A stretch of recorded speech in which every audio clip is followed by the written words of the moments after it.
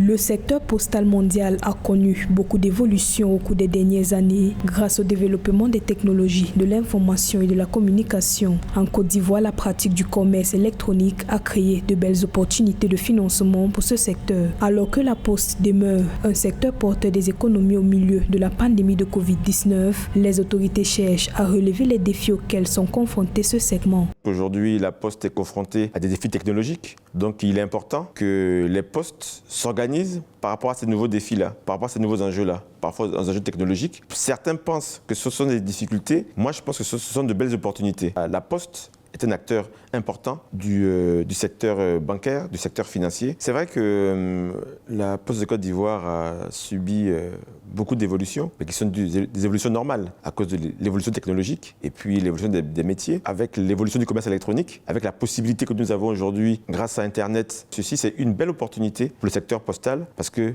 même s'il y a l'évolution technologique, les articles ne peuvent pas être autodéportés. Je pense que nous avons tout intérêt à communiquer sur ce segment d'activité qui va être un segment porteur, un segment du futur.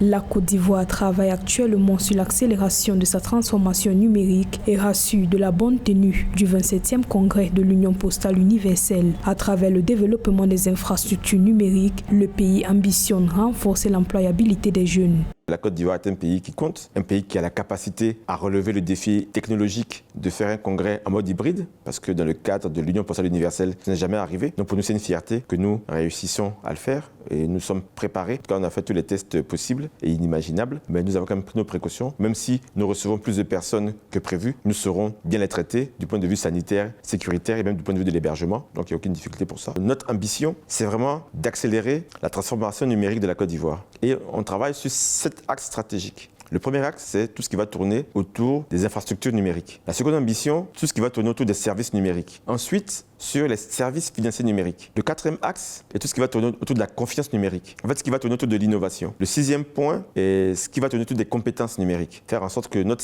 environnement des affaires, au niveau des startups technologiques, des petites entreprises qui se créent dans ce domaine-là, puissent œuvrer de manière aisée. Tout ce qu'on fait, c'est pour faciliter la vie des citoyens, mais surtout en faire des secteurs porteurs en termes de richesse et d'emploi pour la Côte d'Ivoire et pour ceux qui vivent en Côte d'Ivoire. Pour rappel, la Côte d'Ivoire abritera du 9 au 27 août 2021 le 27e congrès de l'Union postale universelle, organisation qui rassemble 192 pays membres pour préparer l'avenir du secteur postal mondial. L'événement sera organisé sous le thème « L'avenir du secteur postal face aux enjeux de la digitalisation ».